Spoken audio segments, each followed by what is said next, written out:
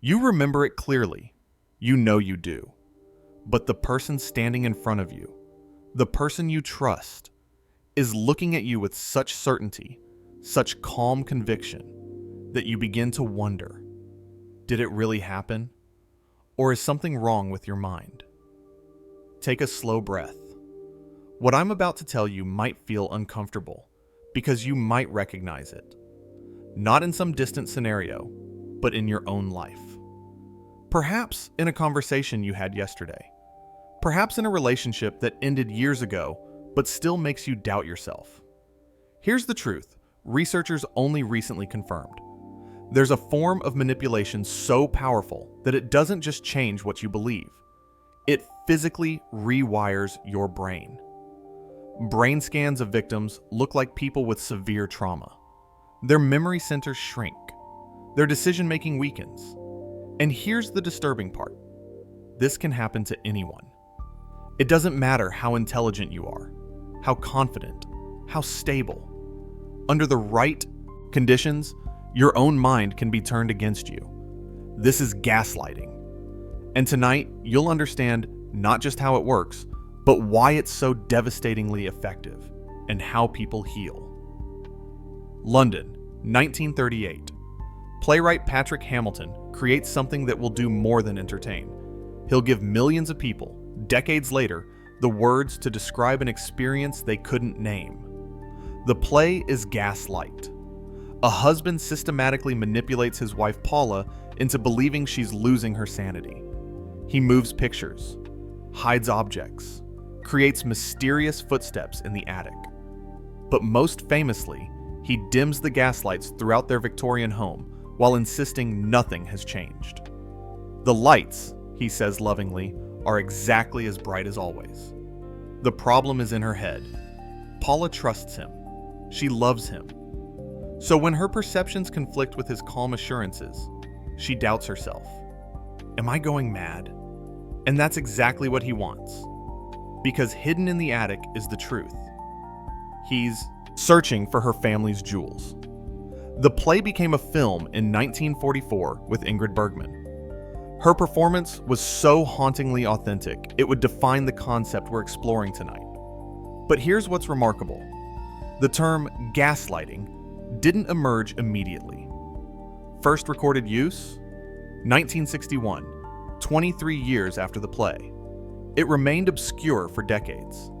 The New York Times used it only 9 times between 1995 and 2015. Then, in the 2000s, it exploded. By 2016, the American Dialect Society named it the most useful new word of the year. Why? Because finally, people had a word for something that had been happening all along. But what does it actually do to your brain? That's where this story takes its first disturbing turn. In 2025, researchers Willis Klein, Suzanne Wood, and Jennifer Bartz published something that changes everything. After interviewing 65 survivors and analyzing neuroscience research, they revealed gaslighting isn't just psychological manipulation, it's neurological corruption. Here's how your brain normally works. You constantly predict what happens next based on experience. When reality doesn't match expectations, you adjust. Psychologists call this prediction error minimization. In healthy relationships, people help you calibrate. Did that meeting seem tense to you? Your friend's response strengthens your confidence. Gaslighting corrupts this entirely. The gaslighter creates situations violating your expectations, then convinces you the problem isn't their behavior. It's your deficient reality perception. Klein calls this making you feel epistemically incompetent. You believe your fundamental ability to understand the world is broken. Picture this. Your partner has been cold and distant for days. You notice it clearly. When you mention it, they respond with surprise. What are you talking about? I've been completely normal. Are you feeling okay? You seem really on edge lately. Your brain faces a choice. Either your partner is lying, which threatens relationship trust, or you're misperceiving reality, The gaslighter makes their lying seem catastrophic while making your paranoid seem manageable. Over time, you default to self-doubt instead of partner doubt. And here's where it gets genuinely frightening. Research from 2025 revealed prolonged gaslighting literally changes brain structure. Scans show patterns like severe PTSD, but with a critical difference. Threat assessment areas become both hyperactive and unreliable. Victims are simultaneously hypervigilant and unable to trust their vigilance, constantly scanning for danger while doubting their danger detection. The prefrontal cortex, decision-making, memory, emotional regulation, can shrink under chronic stress. This isn't metaphorical. It's visible in neuroimaging. And here's the cruel irony. As the prefrontal cortex weakens, decision-making gets harder, making victims more dependent on the gaslighter. As memory declines, victims become less certain about recollections, making the gaslighter's version seem more plausible. Each neurological change increases vulnerability to further manipulation. The hippocampus, crucial for memory, also changes. Research suggests chronic stress reduces hippocampal volume, directly impacting recall accuracy. For someone being gaslit, the manipulation that makes them question memory also damages the brain structures responsible for memory. But there's hope. The brain's neuroplasticity means these changes aren't permanent. When gaslighting ends and support begins, structures can recover. The hippocampus regains volume. The prefrontal cortex strengthens. Healing is possible. But first, you need to recognize the tactics. Analysis of over 4,000 documented cases revealed patterns.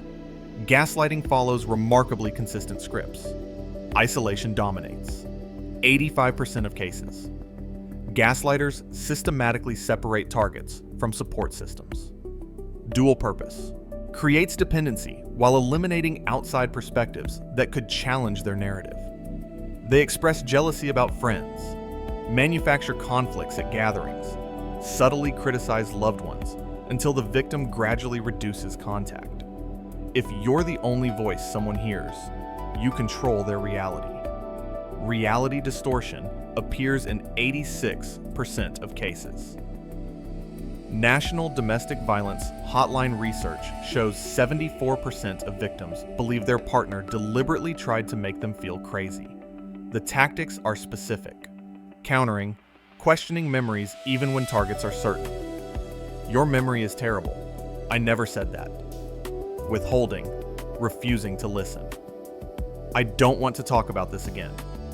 Blocking, changing subjects to avoid discussion. Degradation systematically dismantles self-worth. Sociologist Paige Sweet's 2019 study interviewed 43 survivors. One phrase appeared so frequently, she called it the literal discourse of gaslighting. Crazy bitch. A survivor named Brittany described how her abuser loved debates specifically designed to leave her diminished. Any emotion during arguments was labeled crazy, proof she couldn't provide legitimate arguments. He positioned himself as reasonable while rendering her overwrought. This wasn't random. Based on Sweet's analysis, these tactics rely on gendered stereotypes linking femininity with irrationality. But here comes a twist that might surprise you. Popular psychology links gaslighting directly to narcissistic personality disorder. Walk into any bookstore, dozens of books about narcissistic gaslighters. This connection isn't wrong, but it's dangerously incomplete. Research shows significant overlap. Cleveland Clinic data from 2020. Approximately 5% of the US population has NPD. People with narcissistic traits often use gaslighting to protect fragile egos and maintain grandiose self-image. Psychologist Stephen Johnson describes narcissism as someone who buried his true self-expression in response to early injuries and replaced it with a highly developed compensatory false self. Beneath the grandiose appearance lies profound insecurity. But here's what research actually shows.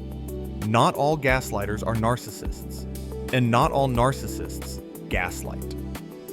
A 2023 Journal of Family Violence study explored personality traits and gaslighting. Findings suggest it correlates with various patterns, not just NPD. Some people gaslight due to poor communication skills. Others learned it from childhood. Some do it unconsciously, genuinely believing their distorted version. And this reveals something uncomfortable. Anyone can gaslight under certain conditions. Klein's research emphasizes this. Gaslighting depends less on personality type and more on relationship dynamics and power imbalances.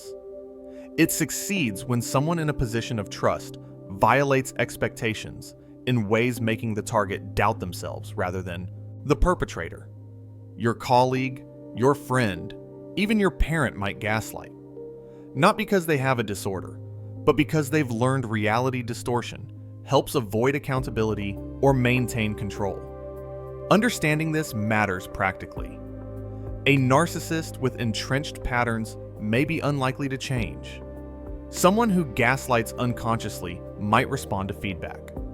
But regardless of motivation, the impact remains devastating. Most people think gaslighting happens in toxic romantic relationships. They're not wrong. That's where it's most identified. But that's only part of the story.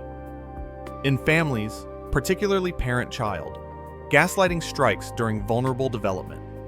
Children depend entirely on adults to understand reality. When a parent says, "I never said that," about a clear promise, or "you're imagining things" about harmful behavior, they undermine the child's developing sense of reality. Attachment theory research shows this creates anxious or disorganized attachment, difficulty trusting others, fear of abandonment, challenges regulating emotions. These patterns often persist into adulthood, potentially making individuals more vulnerable later. In workplaces, it's so prevalent that in 2023, researchers published the first validated workplace gaslighting scale. Supervisors deny giving instructions, then blame employees. Colleagues spread false performance information. Credit gets systematically stolen, while the contributor doubts they did the work. One insidious tactic: managers create deliberately vague expectations, then gaslight about whether employees met them. "I thought I was clear about the deadline." "You should have known what I meant." In medical settings, genuinely alarming, patients report symptoms and are told they're exaggerating or it's all in your head. Research shows women's pain is more likely dismissed as emotional. Black patients' pain reports are less believed due to racist myths. Studies suggest this systematic dismissal constitutes medical gaslighting with serious health consequences. Real conditions go undiagnosed because doctors gaslit patients into doubting their own bodies. And here's where understanding takes perhaps its most disturbing turn. In 1977, physicians C.A. Lund and A.W. Gardner published a case study that haunts medical literature. An elderly woman was repeatedly committed to psychiatric care by retirement home staff for alleged psychosis. Each time, her symptoms vanished shortly after admission, without treatment. Investigation revealed the truth. Staff deliberately gaslit her. They knew she'd experienced paranoid psychosis 15 years earlier. They weaponized this history, creating confusion, then pointing to her distress as evidence of returning illness. This wasn't individual manipulation. It was institutional gaslighting. Multiple people collaborating to distort someone's reality. Once you see this pattern, you recognize it everywhere. Corporations deny product health effects despite internal research proving otherwise. Educational institutions dismiss student complaints while claiming to value diversity. Religious organizations suppress abuse accounts while presenting themselves as moral authorities. The dynamics mirror individual gaslighting but operate at scale. The institution possesses greater power. It controls official narratives. It mobilizes collective denial. Victims who speak up get labeled troublemakers. Sweet's 2019 sociological research emphasized how oppression systems create power imbalances, making certain populations more vulnerable. When people of color describe experiencing racism and are told they're oversensitive, that's racial gaslighting. When women report sexism and are dismissed as exaggerating, that's gendered gaslighting. These collective forms serve power structures by making those who challenge inequities doubt their perceptions. If you can be convinced the discrimination you experienced didn't happen, you're less likely to speak up or demand change. This leads to an uncomfortable question. If gaslighting happens individually, institutionally, and culturally, how do you know what's real? Effects extend far beyond temporary confusion. Research demonstrates profound, lasting impacts persisting years after relationships end. Psychologically, victims experience epistemic uncertainty, loss of confidence in their basic ability to know and understand reality. This isn't ordinary self-doubt. It's fundamental questioning of whether your mind works correctly. Anxiety becomes constant, perpetual hypervigilance for the next manipulation. Yet, paradoxically, difficulty recognizing actual threats because danger detection has been systematically undermined. Depression frequently develops, rooted in internalized beliefs of being fundamentally flawed. BMC psychiatry research identifies depression as a core gaslighting outcome. Post-traumatic stress symptoms are remarkably common. Survivors often meet complex PTSD criteria: intrusive memories, emotional flashbacks, hyperarousal, difficulty trusting. The trauma isn't from a single event, but sustained psychological assault. Research shows prolonged anxiety can cause prefrontal cortex shrinkage, leading to memory, decision-making, and emotional regulation problems. Victims may experience headaches, insomnia, digestive issues, weakened immune systems. Isolation compounds everything.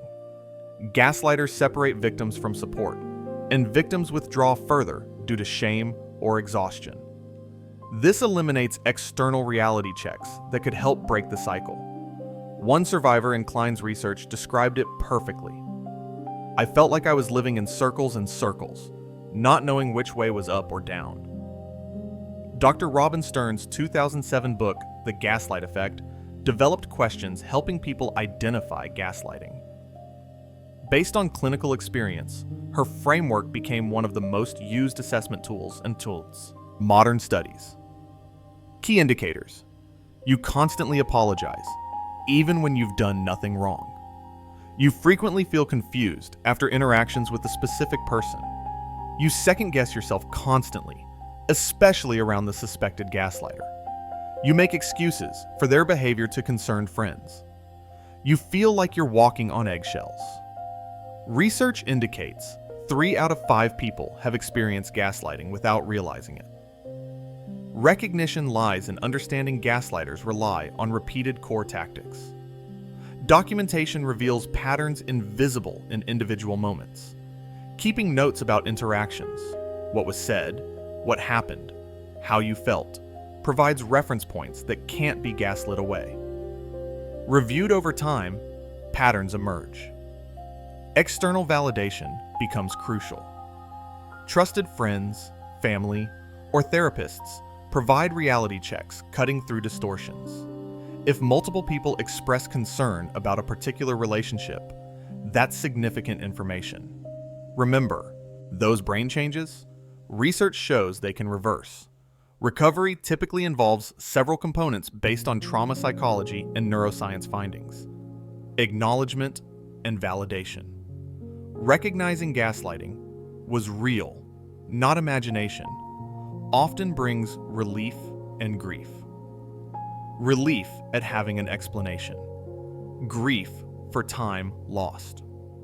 Therapy, particularly trauma-informed cognitive behavioral therapy, proves especially effective.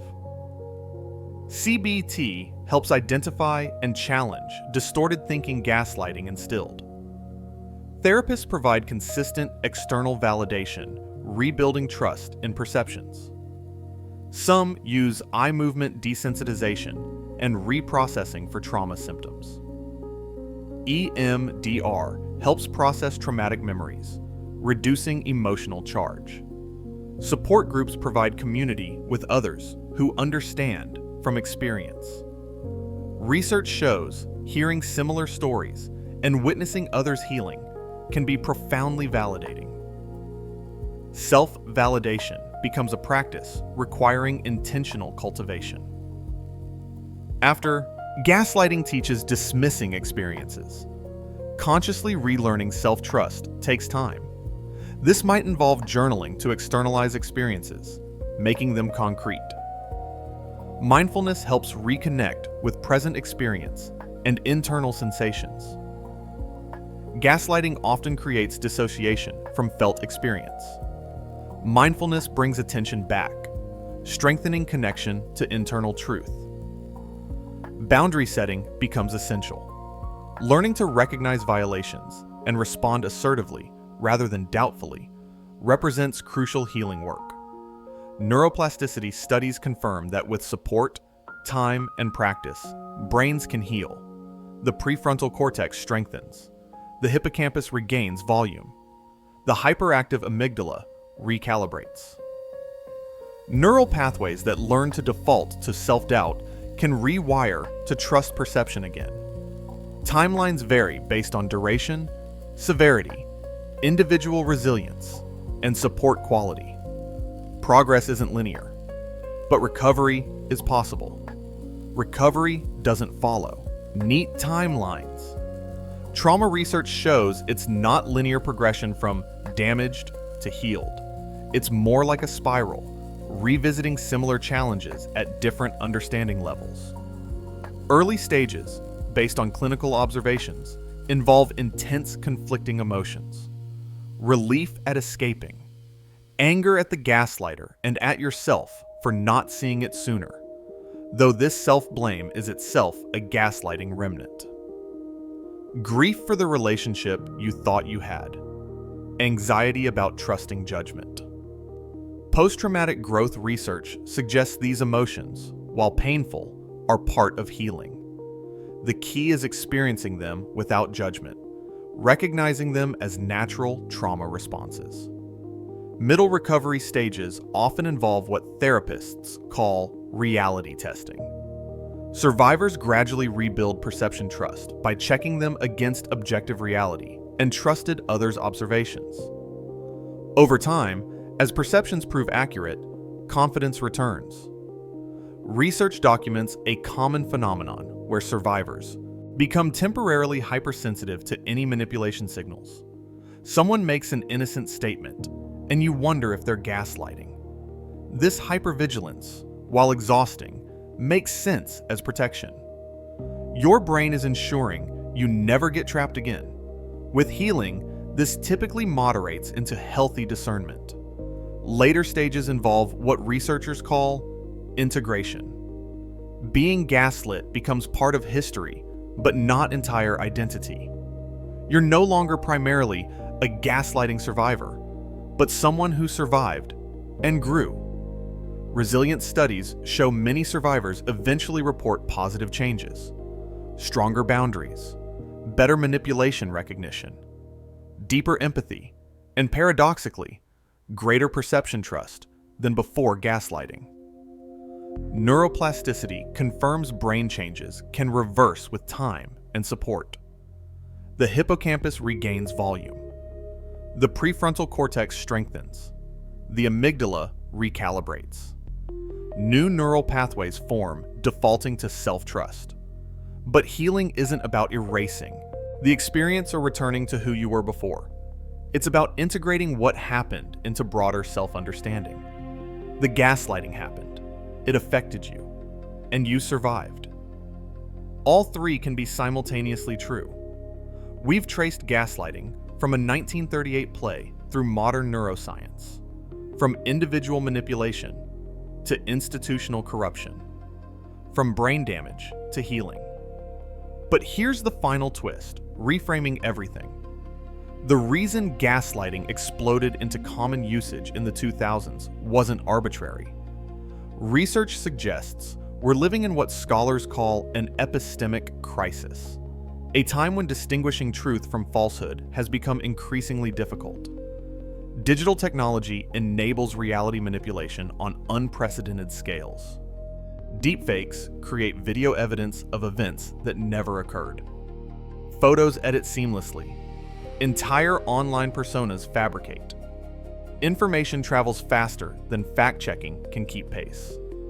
This creates conditions where gaslighting becomes not just possible, but prevalent. When reality itself becomes uncertain. When alternative facts compete with observable truth.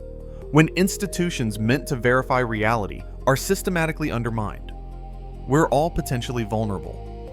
Understanding gaslighting isn't just about protecting yourself from toxic individuals. It's about developing epistemic resilience to navigate a world where reality manipulation has become industrialized. The good news? Awareness is protective. Research consistently shows people educated about gaslighting tactics better recognize and resist them. Knowledge about how brains respond to manipulation helps maintain perception, trust even under pressure. Your perceptions matter. Your memories are valid. Your emotional responses make sense. When someone consistently makes you question these fundamental truths, that's information worth attending to. You deserve relationships, personal and professional, where your reality is respected rather than manipulated. Return to that opening moment. You remember something clearly. Someone you trust says it didn't happen. Your brain faces that impossible choice. Trust them or trust yourself. Now you know what's really happening in that moment. You understand the neuroscience, the tactics, the patterns. You recognize gaslighting not as personal failing, but as sophisticated manipulation affecting anyone. You know brains damaged by gaslighting can heal. That trust in yourself, once undermined, can rebuild. That you deserve relationships built on honesty rather than distortion. Take one more slow breath. You've spent this time learning about one of psychology's most insidious manipulation forms. Let that knowledge settle as empowerment rather than fear. Awareness protects, understanding heals, and trust in your own mind, your own perceptions, your own reality. That's not just your right. It's the foundation of psychological well-being. Rest well tonight, knowing your reality belongs to you. No one has the right to take that from you. And if someone tries, now you'll recognize exactly what they're doing. Good night.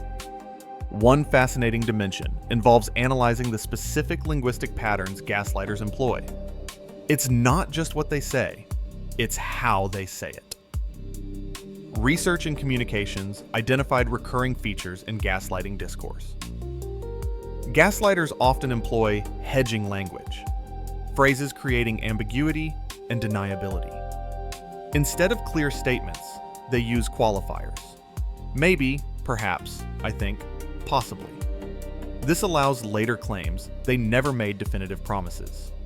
A gaslighter might say, "I'll probably be home around 6, then arrive at 9 and insist they never committed to 6 o'clock, that you misunderstood, that you're being unreasonable. Based on discourse analysis, gaslighters frequently use reality-shifting pronouns. Notice how they might say, "We agreed," when they made a unilateral decision, or "you always," when describing a single instance. These linguistic choices subtly reframe reality, making their version seem more authoritative. Strategic generalization appears constantly.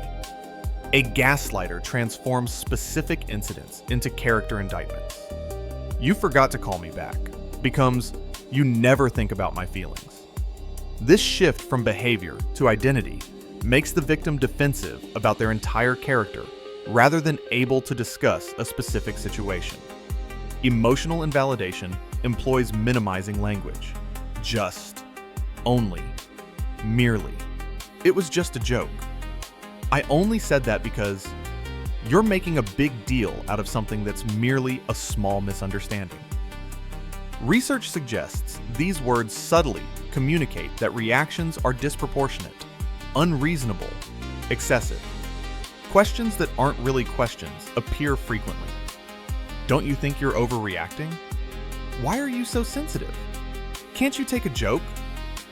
These rhetorical questions, disguised as genuine inquiry, actually function as accusations, putting victims on the defensive while maintaining superficial openness. According to linguistic analysis, temporal distortions help rewrite history. They might say, "I always supported your career," when they've actually been undermining it. Or, "You've never been happy," when discussing a recent argument. By making absolute statements about past patterns, they override actual memory with false narratives. Sophisticated gaslighters employ what psychologists call the double bind, where any response can be used against you. If you defend yourself, you're being defensive. If you stay quiet, your silence admits guilt. If you get emotional, you're irrational. If you stay calm, you don't care enough. This linguistic trap leaves no winning move. Impact varies significantly depending on when in life it occurs. Understanding these variations explains why gaslighting can be particularly damaging in certain developmental contexts. Childhood gaslighting strikes during the most vulnerable period of psychological development. Children depend entirely on adults to help them understand reality and develop stable sense of self. When a parent gaslights a child, they undermine the very foundation of psychological development. The child learns their perceptions cannot be trusted. Their feelings are wrong. Their memories are unreliable. This early programming, according to developmental research, can create lifelong patterns of self-doubt and susceptibility to further manipulation. Attachment theory research shows children need what psychologist John Bowlby called a secure base from which to explore the world. Gaslighting parents destroy this security. Based on attachment studies, children may develop anxious or disorganized attachment styles, difficulty trusting others, fear of abandonment, challenges regulating emotions. These patterns often persist into adult relationships. Adolescent gaslighting occurs during critical identity formation. Teenagers actively develop their sense of who they are, what they believe, and how they fit into the world. Research in developmental psychology suggests gaslighting during this window can derail healthy identity formation. The adolescent may internalize distorted messages as core truths about themselves, shaping self-concept in fundamental ways that can take years to untangle. Young adult gaslighting often occurs in first serious relationships when individuals are still learning what healthy partnerships look like. Without extensive relationship experience for comparison, young adults may not recognize gaslighting patterns. They might assume constant confusion and self-doubt are normal relationship experiences, setting problematic patterns for future relationships. Mid-life gaslighting can be particularly destabilizing because it threatens what seemed stable.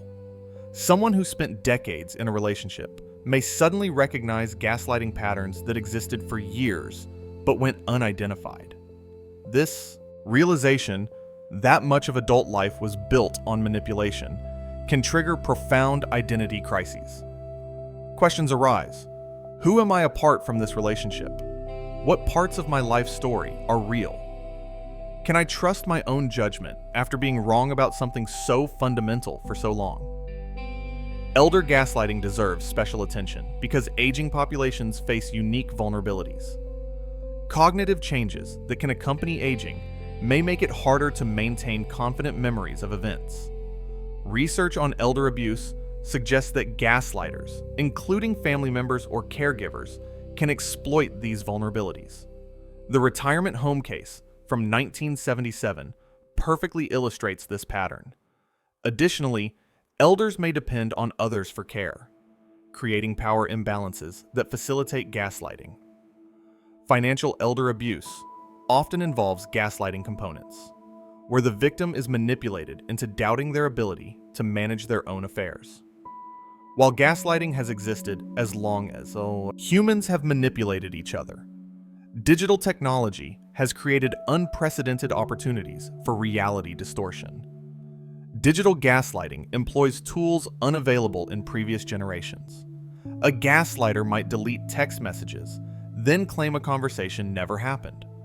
They might use editing software to alter screenshots, creating false evidence. They can engage in what researchers call cyber gaslighting, manipulating someone's online presence while denying involvement. Research on digital manipulation suggests the asynchronous nature of digital communication, and the ability to selectively delete or alter records makes this form particularly insidious. Unlike face-to-face gaslighting, where memories are the only record, digital gaslighting leaves the victim questioning whether even documented evidence is real. Social media platforms enable gaslighters to control narratives publicly. They might post affectionate messages while privately being abusive, creating cognitive dissonance when the victim's private experience contradicts the public persona.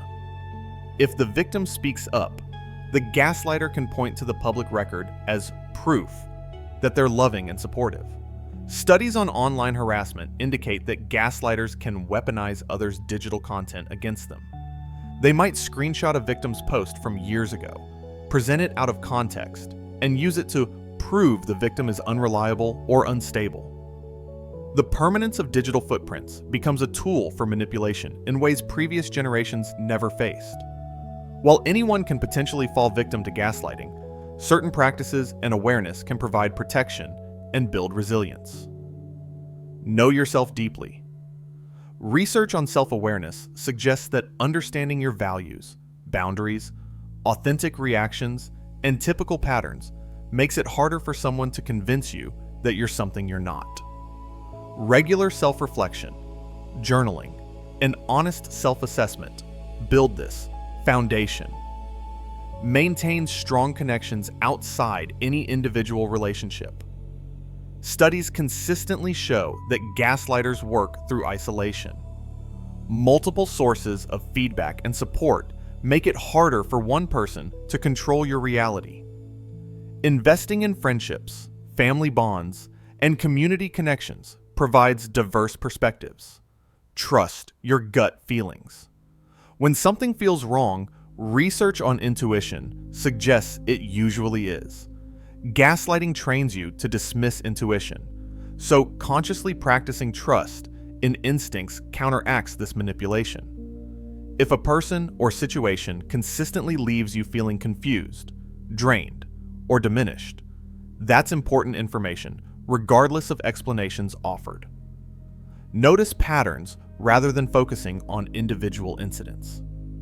One confusing conversation might be genuine misunderstanding. A pattern of confusing conversations where you consistently leave doubting yourself suggests something more problematic, based on what researchers know about gaslighting dynamics. Maintain documentation when something feels off. Without being paranoid, keeping notes about important conversations, agreements, and events provides reference points that can't be gaslit away. This proves particularly useful in workplace contexts or situations where you can't simply end contact. Learn about manipulation tactics.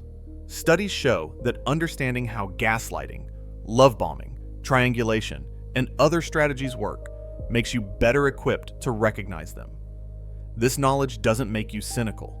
It makes you informed and protected. Practice assertiveness and boundary setting in lower stakes situations. Research on skill development shows these abilities strengthen over time with practice. When you're comfortable setting small boundaries and expressing disagreement, it becomes easier to recognize and respond when bigger violations occur.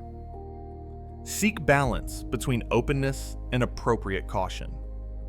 Research reminds us that not everyone who disagrees with you is gaslighting you. Healthy relationships involve different perspectives, occasional misunderstandings, and honest disagreements. The difference lies in whether both people's realities are respected, whether resolution feels possible, and whether the relationship builds you up or tears you down over time. Prioritize mental health and self-care. Studies on vulnerability to manipulation show that chronic stress, exhaustion, and emotional depletion make anyone more vulnerable. Regular sleep, healthy nutrition, movement, social connection, and activities that bring joy all contribute to resilience against manipulation. Remember that recognizing gaslighting isn't about becoming suspicious of everyone. Based on psychological research on healthy skepticism, it's about maintaining appropriate caution while trusting your own perceptions, remaining open to new information, and recognizing the difference between good faith disagreement and manipulative distortion. The goal isn't paranoia, it's awareness. It's understanding that your reality belongs to you, and recognizing when someone tries to take that away. And with that understanding, you can protect what matters most: your trust in your own mind, your own experience, your own truth.